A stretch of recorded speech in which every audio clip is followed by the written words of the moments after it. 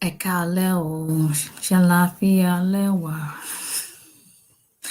gbogbo ilé ńkọ́ o ẹ káalẹ́ o ẹ̀yin ará. Let's make this really quick, and it's really gonna be really quick. ẹ káalẹ́ ṣàlàáfíà lẹ wà ẹ̀yin ará. What's going on? ọmọ bàbá Sàámú nìyẹn o. Mr. Awólọ́wọ̀ ṣàlàáfíà lẹ wà ẹ káalẹ́ o olórí ẹgbẹ́. Thank you, Tolu Kayode. ẹ káalẹ́ o ṣàlàáfíà lẹ wà. Listen, it's one of those days. Hi everyone, this is going to be real quick. I wasn't intending to come on live today, but I literally just got off a consultation, so I need to talk to you guys. Let's talk. Let us talk. Ejasu toro farawa. You know, let's just put it all out there. So come on in. I need you to hear me loud and clear. Someone sent me a DM yesterday. What happened to my eye? So if you see my eye is red, and I said it. So I came out of the shower. I think it was Monday night, and I was about to like take it over one side, and you know the edge of a towel is real sharp and thick, and it just went through my eye. I thought I was going to be blind. I'm not even kidding you. So I think it ruptured a nerve. So I went to my optometrist today, and they said, yeah, it's fine. It's just going to work itself out. So life happens. But anyway, how's everybody doing? This is Attorney Eph Olale, immigration attorney based in Alabama, representing immigration clients in all 50 states. And pull this out. Okay. Let's talk. Real talk. Yeah. Thank you, BJ Jumping. I keep saying BJ Jumping, BJ Pumping. It hurt like, I'm telling you, my eye, it just went dark initially because it's like, okay, I've just lost an eye. Kí ni a fẹ́ ṣe? Ìwọ la fẹ́ fẹ́lẹ́ sí ọmọ ní Sisi lọ́yọ̀ lójú kan.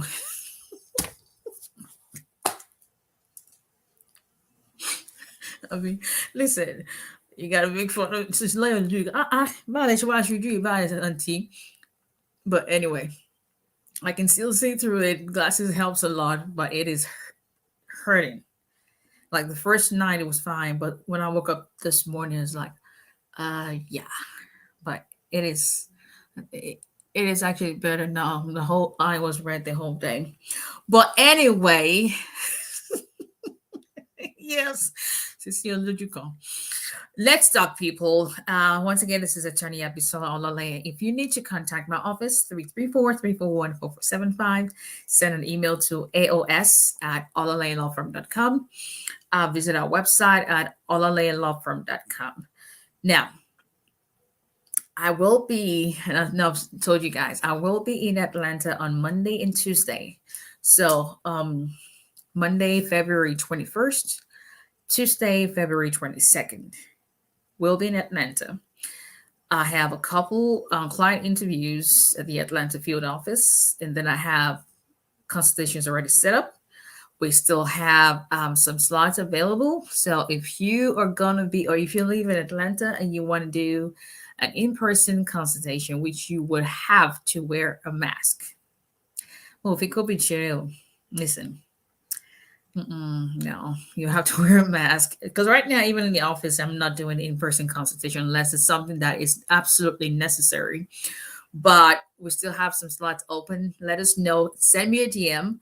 There is, you can't go and schedule anywhere. So I will have to let you know what times we still have available for both days, and we'll send you the payment link. Consultation is $130 for 30 minutes and $230 for an hour. If you retain our services within 15 days from when you have a consultation, you would get that credited towards the total fees. So if you are in Atlanta or you live close by, you want to have an in-person consultation, shoot me a text to the number 334-341-4475. Send me an email, whatever way, call our office, let them know that you want to have an in-person consultation in Atlanta Monday or Tuesday. If we still have slots available, we would let you know. But let's talk this evening about divorce decree and immigration issues. It is, y'all need to just hear me loud and clear. I am tired, not tired like physically that way I wouldn't do it. I'm tired in the sense that I've had enough of hearing about okay, give me 1 second. Let me get my okay, this is probably gonna go out again. I hardly charge my phone. Hey. So let me charge my phone and I will want to talk about immigration divorce. Let me put this. Hold on 1 second so we don't have repeat of what happened yesterday. Okay, there we go. Allow. Ooh, I might have paused a little bit on Instagram, but that's fine. Okay. Can you guys hear me back on Instagram? Because I paused just a little bit. Would you let me know if you can hear me on Instagram? Yes, no? Hello? Anybody? Everybody?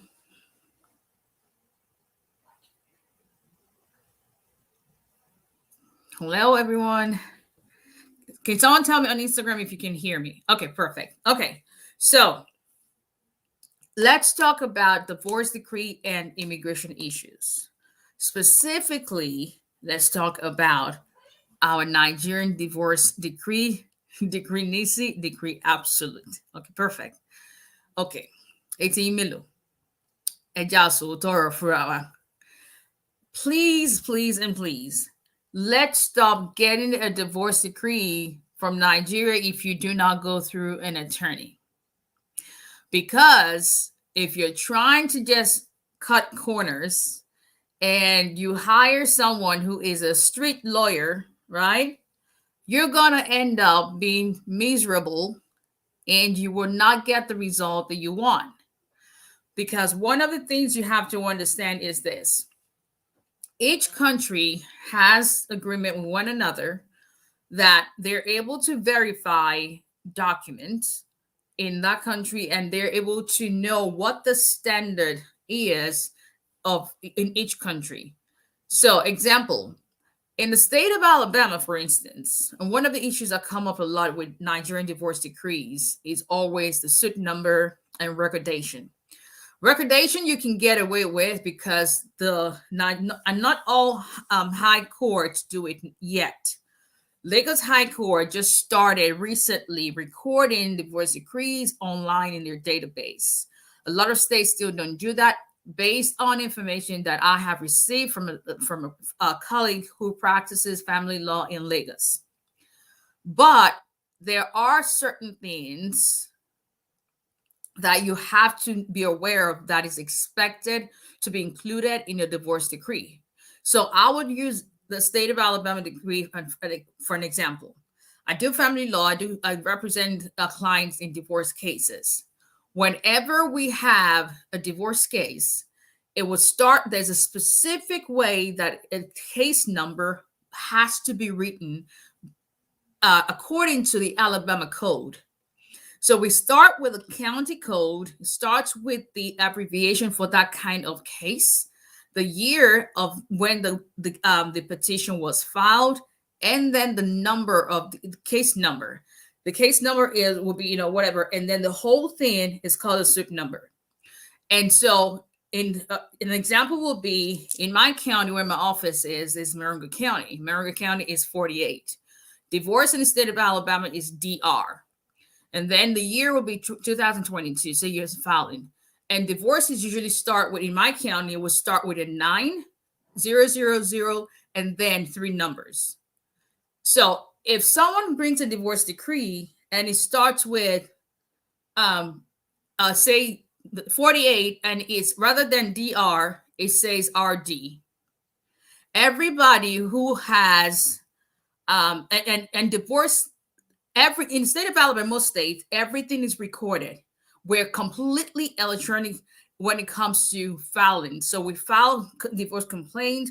The state files a criminal complaint, whatever the case may be, custody, everything is appeals, everything is filed online, and the system automatically generates a case number. So if someone brings a divorce decree that has 48 RD or 84 RD, and they present it as a divorce decree from Marengo County, we already know that's not a real divorce decree. And there's no argument you can possibly make that is going to make it right, because the system automatically generates that pattern of the number. I say all that to say this. There is a way that suit numbers are written when it comes to divorces in Nigeria. You cannot change that or get a street lawyer who does not understand what the law is. They're going to give you a document that makes no sense. And then when USCIS tells you, well, this doesn't match what the Nigerian government has given us as a sample of what to look for, then you try to correct it, but then you cannot unring a bell. You can make the argument, you can have it recorded eventually. We're not a perfect nation in Nigeria, so a lot of things are still not done electronically. But my point is, if you're going to get a divorce, please do it right. My recommendation will be, if you're going to get a divorce when you get to the United States. And I know we have a culture of no, we don't really want to get a divorce. So 𝒂𝒂𝒏𝒕, brother, 𝒊𝒎𝒎𝒊𝒈𝒓𝒂𝒏𝒕 and something.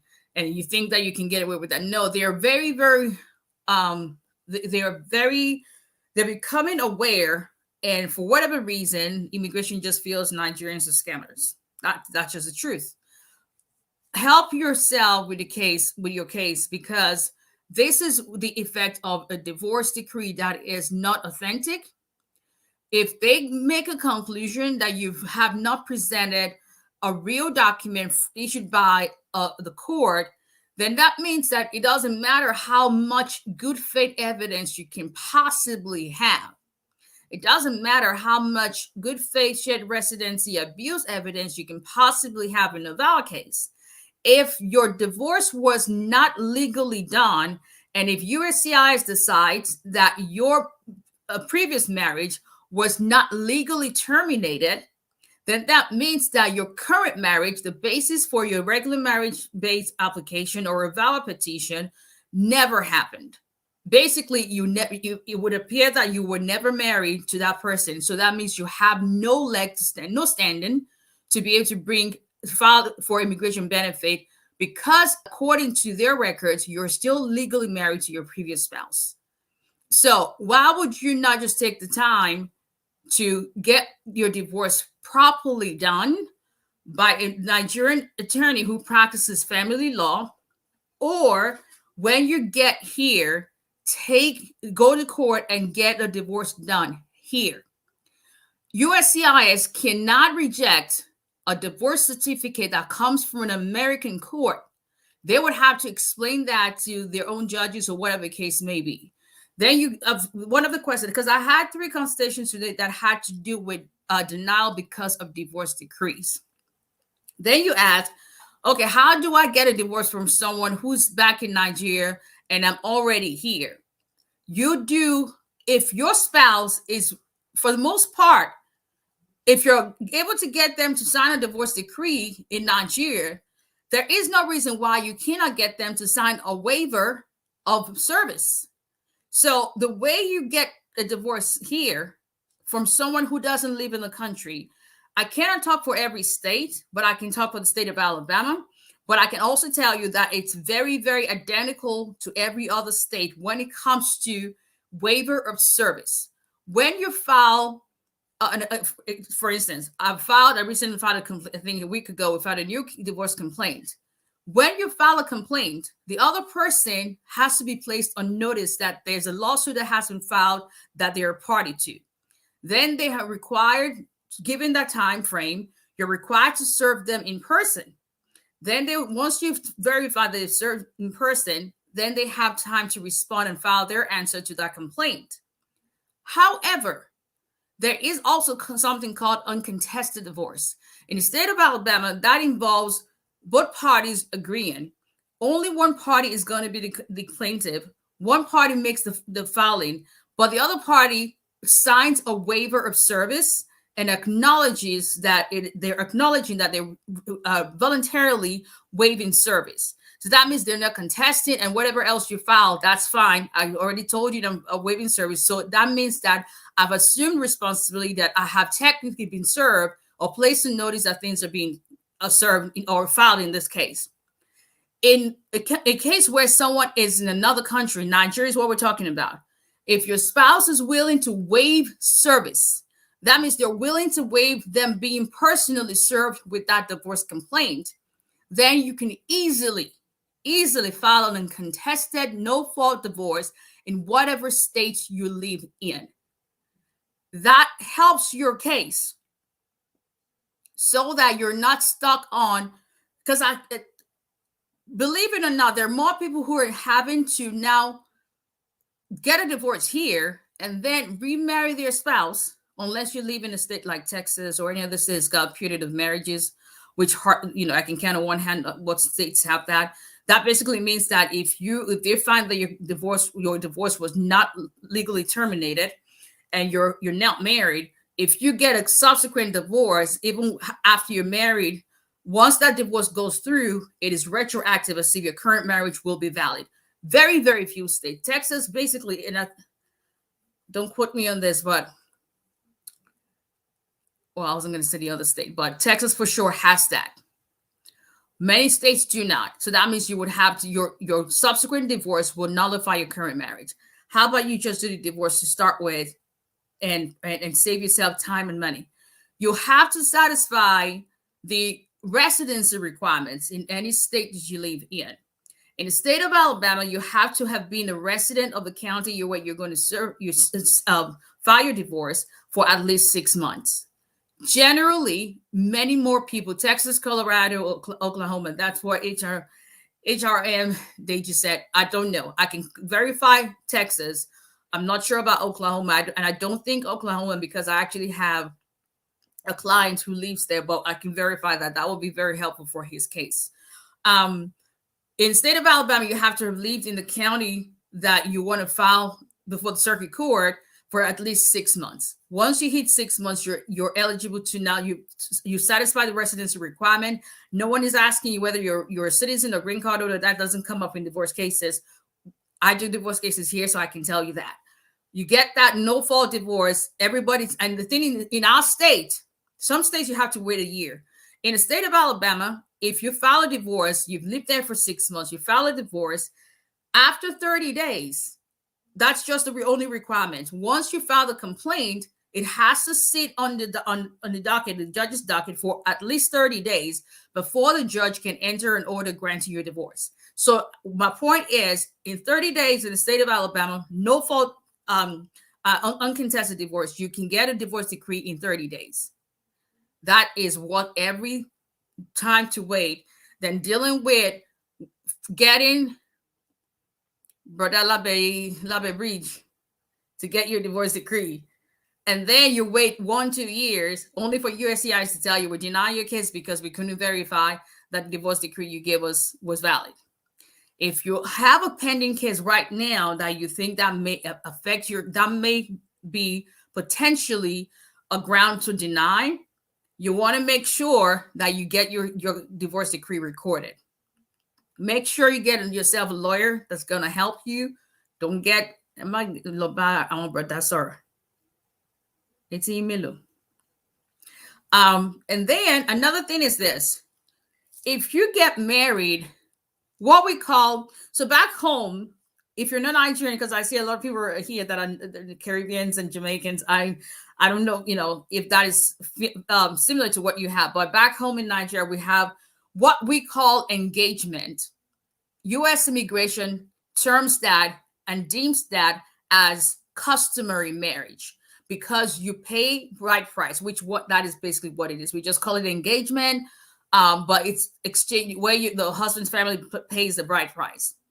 If you did that, as well as a court marriage registry wedding, that means you will need to have a divorce decree from the high court, whatever court has jurisdiction to grant you a divorce decree, as well as a letter from the elder, whatever way that each locality allows for return of bride price that would terminate a customary marriage.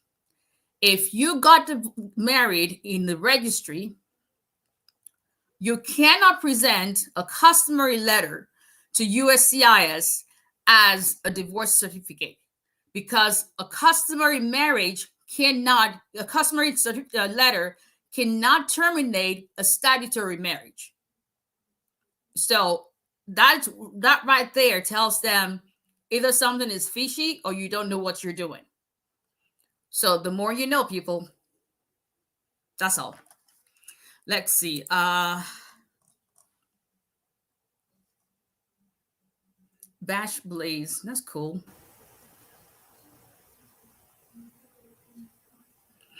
Lovey Malteni, congratulations. You have a C31E80. That means your vow is approved.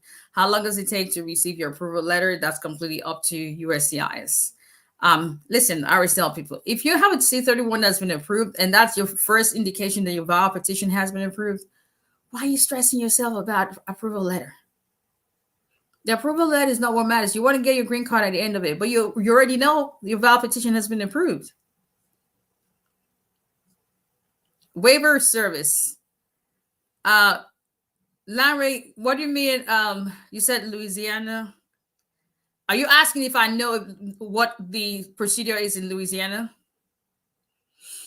Louisiana. Okay, I don't. All right, let me go to Instagram.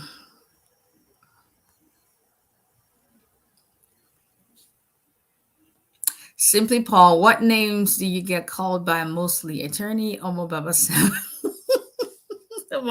Olale Abisa. Most of my friends call me Bisam.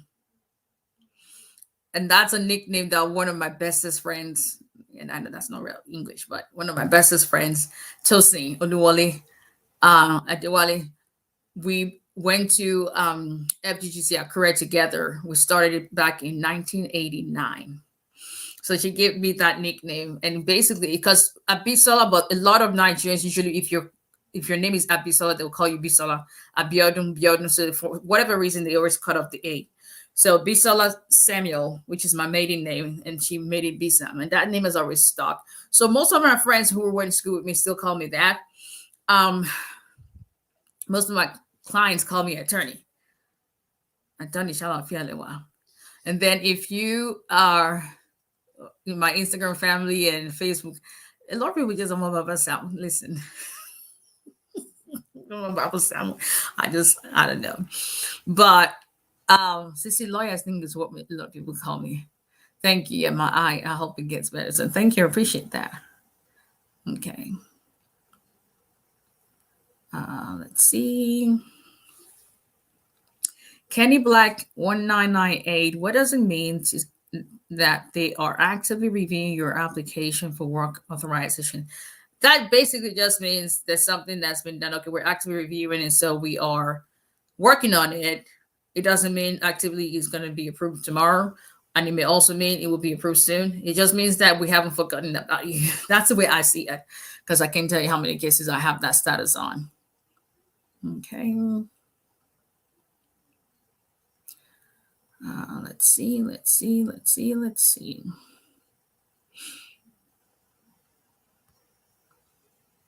Good evening, Samuel J. Samuels.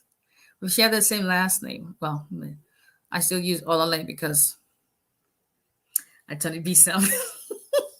Okay, simply Paul. Lakito. I found that included. Y'all, I can tell you how much I love these glasses. It's much thicker prescription, but you know, the one thing I didn't want was this old, Coca-Cola bottle that was like, this nerdy, but they have technology. Like that's what I have, but you cannot see because it's blended. I think it's called progressive lenses. but it's amazing how much clearer I can see. I filed about and included my son in the application. They approved for my son travel and employment, but hasn't sent my. What does that mean? It doesn't mean anything. They just approve your son's before yours. That's all that means. Especially if it's a child. They know that there are schools who would expect the child to have the social security number. And the only way they can get that is if they have the employment, you must have a basis to apply for social security number. So usually that's how a child can get that. And so they tend to be just like the one I had yesterday. My sweet young minor client, her case we filed in October. I'm still waiting her and her dad's EAD, but we already have her social security number and EAD card in 4 months. Okay. I have been waiting for 7 months, just got a letter for biometrics of foreigners. How long do you think it would take to get the, when you say ED card, you think, I'm assuming you mean EAD card.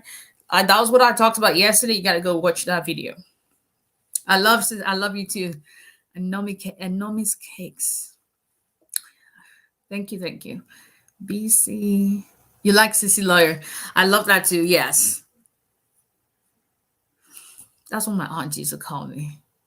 So in my mother's family, when I say that, like sisters, her sisters, my cousins, all of us combined, I think I'm the only attorney in the family. And when I think about it, with all my cousins, my mother has five sisters, and I don't know how many cousins I have. Listen, they all have kids. Too many, if you ask me. But growing up, I used to ask my mother, like, why were my younger ones born? Like, didn't you think 2 kids were enough? But I'm the only lawyer on my mother's side. We have 3 doctors. I'm not sure. My oldest cousin on my mother's side is a physician. My younger brother is a surgeon. Everybody else is either in accounting field or medical field. So yeah, I'm the only. So my aunt just coined that nickname, Sissy Lawyer, since then, because then I was the only lawyer when I graduated. And I was called to the bar in Nigeria back in 2000. So, and I think that's still true. Can a green card holder case be revisited over the previous divorce in Nigeria during citizenship interview? Yes. Not only can that happen, it has actually happened to a client of mine. So the client filed pro se by themselves in 2017, and they got their conditional residency card. Filed a 751 in 2019, and it was denied. And not refiled. Listen, don't even ask me. But it was denied because USCIS said the initial divorce decree submitted for the application back in 2017, and upon which they had approved the 2-year green card, could not be authenticated. And the thing is, they can always revoke your permanent residency status if they can prove and show, according to statute, that you were not eligible for it at the time it was bestowed upon you. So that's, yeah. Citizenship is the same way. They have to verify that you were eligible for your permanent residency status, because that is the basis by which you can become a citizen. Can a citizen who just got divorced immediately file for a green card for someone else? Or how long before? It's a time frame, but obviously that's probably going to raise a red flag. How would you advise if someone gets an ID due to Nigerian divorce and the person replied with another divorce done in the state like Texas? If you have a putative law, then that will be fine, because that has happened with cases that I've seen that and has been approved. Because of that, they have to recognize, as long as that specific state will recognize that that marriage remains valid for immigration purposes, they have to recognize that. So if the state you're talking about it's not Texas, but they have the same family law statute, then that would, you just have to back it up with what the case law is, and that's where you get an attorney. If you're in the state of Alabama, I would tell you up front, that ain't gonna fly here, because we don't have any such thing. Okay. I have a cousin that already has 2 years green card, but upon applying for her 10-year, her divorce in Niger was not done well. She has NTA for. Yeah. 𝒊𝒎𝒎𝒊𝒈𝒓𝒂𝒏𝒕. Yeah. That's why I'm doing this, so you guys know that it is a big deal. And the fact that you were able to pass the conditional residency stage does not mean that they will not address it, because they will go back to make sure that you're eligible at the time of your initial filing for the status.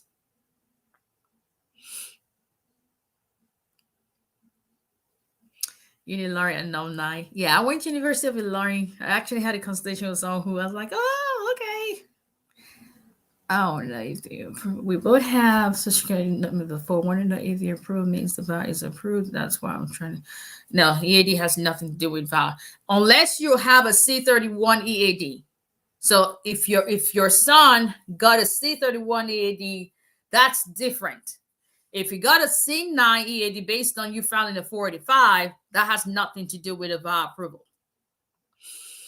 Can I divorce if my I-130 is still pending? What will be your basis for filing for still getting your immigration benefits then? If you get divorced and if you're on the line petition for your green card application is I-130, what are you going to substitute that with?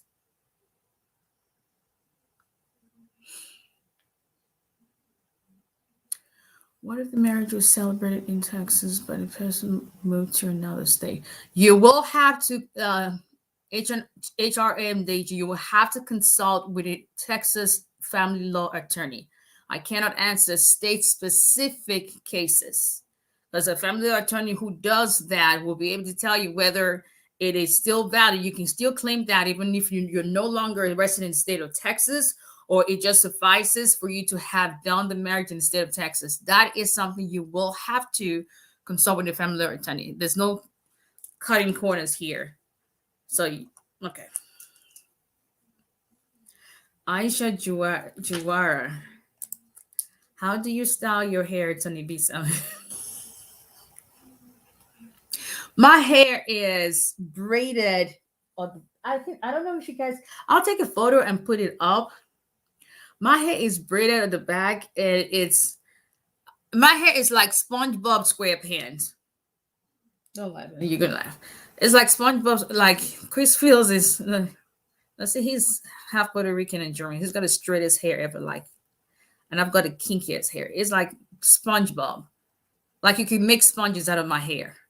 So I think, I think that's why it's able to hold. But it's really 7 braids that I do myself. I learned how to braid I went to a boarding school. So if you go to a boarding school, you got to learn how to do your hair. But thank you, Aisha. Thank you. I appreciate that. But applying for an uncontested divorce without domestic violence and emotional abuse as reason affect about most divorce decrees certifications. No, it doesn't have to state that. For instance, if it's an amicable divorce, a lot of people who are actually filing for VA will be, and immigration acknowledges that. They actually have it on the policy that the divorce decree doesn't have to state the abuse was the reason for the divorce. Some states don't even allow you to have that in an uncontested divorce. It will be irreconcilable differences. But you are the one who has to make the connection between the abuse, some kind of connection between the abuse and the divorce. Good evening, Miss Pam. I'm waiting on yours so desperately, you have no idea. But I believe yours is going to be next. I completely believe that. Okay, everyone. See, I can show I cannot file for my EAD renewal online. I don't ever use online. I just don't. I, I just don't. I'm I'm the kind of person I want to see my paper. I just want to see it. Is it ideal an immigrant visa is approved, but for over 1 year now, the Lagos consulate hasn't made available interview appointment. My daughter was approved since but no, I have quite a number of cases that we have. It's not like is it ideal. They don't have the staff, and COVID is their safe excuse. So if you have an urgent humanitarian basis to request that they expedite and set up a consultation, let's see, an interview for them, then you can explore that. If not, you're just gonna have to wait. Rosie Rose, how long will it take for my mom to get her green card if I file for adjustment of status for her in? Your mom is the one who's filing the adjustment of status. You're the one filing an I-130 petition. She's the one filing for her adjustment of status. You will go on USCIS.gov/present times to see how long it's taking for them to do that. I did one recently for a client's mother. We filed in May 2021. We got one RFE. What was the RFE for? It was something that they already had, but we didn't have at the time. We were expecting it. And so as soon as we got, we just turned around and sent it back. And she got her green card December. They live in Indiana. So each state is different. It's just, yeah. Absolutely, Olavanja. No worries at all. Okay, everybody. So, Ajeka Helper Hour. Let's help ourselves and do what is right. Establishing residency in the United States when you come in doesn't take anything. There's some states that residency is established within 90 days. I'm just using our state because that's the one I know. And in Alabama, you have to live there 6 months. Get a divorce decree from here. If you have to file it back home, then, another thing, if you have minor children, one of the things about a divorce decree from Nigeria is if you have minor children, your divorce decree absolutely must address who has custody of those children. It's part of the law in Nigeria. If your divorce decree does not have that, that is one of the red flags, and that's one of the grounds they're using to deny. Be informed. Don't if you're more street lawyer let. Get someone who understands exactly what needs to be done, and save yourself the trouble. Save yourself having to wait 3 years only for you to start again. A word is enough for the wise. All right, everybody. If you need to contact us, if we can help you with any of your immigration cases, 334-341-4475. Oh, by the way, I'm going to be in Atlanta once again, Monday, Tuesday. If you need to, I'm loving it too. Larry and Huddy. See, my clients are like my family. I'm telling you. Because I know you, like I had someone who's had his green card since last year, March. And every now and then he would say, hey, attorney, I just wanted to say hi. You just become my family because I rejoice with you when you succeed. And I was telling someone this evening who has been through hell and back. We're going to start a VOD case for him. Like, you're not going to walk this journey alone. I'm there right there. I'm not going to be available to you 24/7 because God knows. Chris and I went to a doctor's appointment today. And one of the things I'll tell is you got to slow down and you got to get more sleep. That ain't going to happen. But you would always know, hey, Mr. Stanley, that you've got someone who would, my clients will tell you, maximum 48 hours I respond. If I don't respond within 48 hours, it's because somehow your email has been grouped and I just cannot. Awesome. So yeah, I'm looking forward to meeting people in Atlanta. I know we have what, just a few more spots, but we'll see. But see, I forgot what I was talking about. Going to Atlanta. No, but being the clients being like family. This guy sitting next to me, he knows. I'm just very, very committed to making sure that whatever ability God has given me, I can use that and make a difference in somebody's life just to make you happy and give you that stability of knowing that you don't have to depend on an abuser for your immigration status, knowing that you have an employer who can file for you and you're on your way to get your green card. Just getting to your final destination. So if I can play a little part in that, that's the reward. All right, everybody. If you need to contact us as far as if you want an in-person consultation in Atlanta, then do that. Let us know. Send us a DM. Send a text. Call. And then we'll let you know what time we have left. And then we'll send you the payment link. You can make payment. And we'll let you know where the location will be. I will be there on Monday and Tuesday, this coming Monday and Tuesday, February 21st and 22nd. And you can meet me if you want to have a consultation with me. That's how, or if you want to make me some 𝒊𝒎𝒎𝒊𝒈𝒓𝒂𝒏𝒕 and all of that, then I'll come to your house. I'm not kidding. I'll show up. All right, everyone. For what it's worth, folks, if you want to understand how much this lady works, she's been up since 5:30 and it's now 8:30 in the evening. It's time to go. Say goodnight. And lying. Let's go. All right. Bye, everyone.